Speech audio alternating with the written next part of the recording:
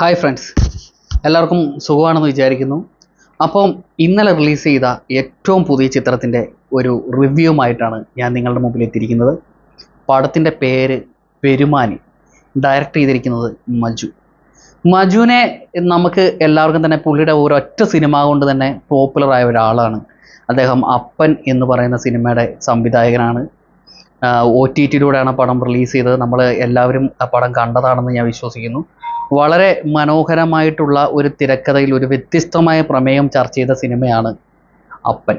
അപ്പം അതുപോലെ തന്നെ വളരെ വ്യത്യസ്തമായ ഒരു നാട്ടിൻപുറത്ത് നടക്കുന്ന ഒരു കഥയാണ് പെരുമാനി എന്ന് പറയുന്ന സിനിമയിലെ മജുവും ടീമും അണിയിച്ചൊരുക്കിയിരിക്കുന്നത്. ഈ സിനിമയിലെ ആർട്ടിസ്റ്റുകളെ പറയുകയാണെങ്കിൽ വിനയ് ഫോർട്ട്, ലുക്മാൻ, രാധിക, ദീപ എന്നിങ്ങനെയുള്ള ഒരുപാട് ആർട്ടിസ്റ്റുകൾ ഈ സിനിമയിലുണ്ട്. ഇതിൽ എനിക്ക് ഒരു ആരാണ് ഇതിൽ മികച്ചത് എന്ന് നമുക്ക് എടുത്തു പറയാൻ പറ്റില്ല. കാരണം അത്ര മനോഹരമായി വിനയ് ഫോർട്ടിൻ്റെ ക്യാരക്ടർ എന്താ പറയുക, എക്സ്ട്രാ ഓർഡിനറി ക്യാരക്ടർ എന്ന് പറയാം. അത്ര ഗംഭീരമായിട്ടാണ് അദ്ദേഹം ആ സിനിമയിൽ പെർഫോം ചെയ്തിരിക്കുന്നത്. അദ്ദേഹം ഒരു നല്ലൊരു മികച്ച പെർഫോമറാണ്. അത് അദ്ദേഹത്തിൻ്റെ ഓരോ സിനിമകളിലൂടെയും നമ്മളുടെ മുമ്പിൽ തെളിയിക്കാറുണ്ട്. ഈ സിനിമയിലും അദ്ദേഹം വൃത്തിയായിട്ട് കാര്യം കൈകാര്യം ചെയ്തിട്ടുണ്ട്.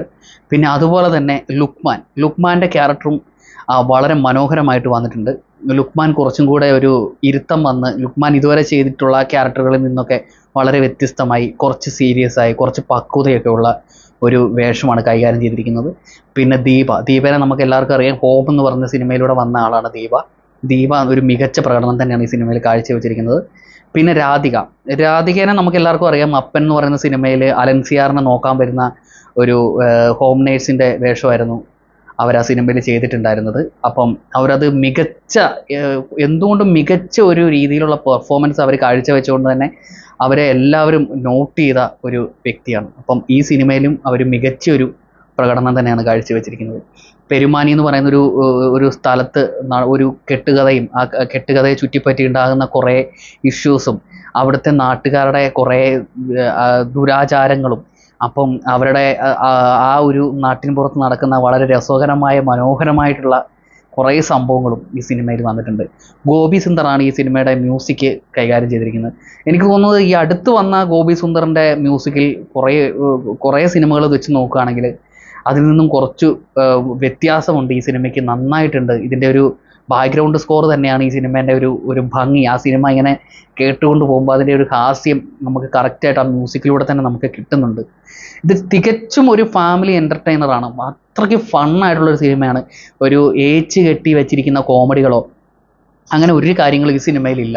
വളരെ നാച്ചുറലായിട്ട് പറഞ്ഞു പോകുന്ന ഒരു നാട്ടിൻപുറത്തെ കഥ, അവിടുത്തെ മനോഹരമായൊരു പ്രണയം, ആ ഒരു പ്രണയം ഇങ്ങനെ പോകുന്ന റൂട്ട്, അപ്പോൾ അവിടുത്തെ ആൾക്കാരുടെ ഓരോ രീതികൾ, ഇപ്പം നമ്മൾ ഇതുമായിട്ട് ശരിക്കും പറയുകയാണെങ്കിൽ നമ്മുടെ ഈ സമകാലികമായിട്ട് ഒരുപാട് ബന്ധം ഉള്ള ഒരു സംഭവമാണ്. ഇതിൻ്റെ ഒരു ഭായിയുടെ ഒരു ക്യാരക്ടർ ചെയ്തിരിക്കുന്ന ഒരാളുണ്ട്. ആളുടെ പേരെനിക്കറിയില്ല.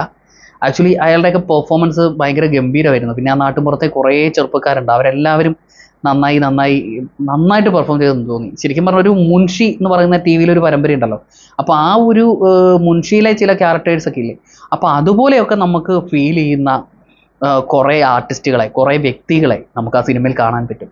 അപ്പോൾ എല്ലാവരും ഫാമിലി സഹിതം തിയേറ്ററിൽ പോയി കാണേണ്ട ഒരു ഫാമിലി എൻ്റർടൈനർ മൂവിയാണ് പെരുമാനി. അപ്പോൾ എല്ലാവരും തിയേറ്ററിൽ തന്നെ പോയി കാണുക. മികച്ച പെർഫോമൻസാണ് വിനയ് ഫോർട്ടും ലുക്മാനും ദീപയും ഒക്കെ കാഴ്ചവെച്ചിരിക്കുന്നത്.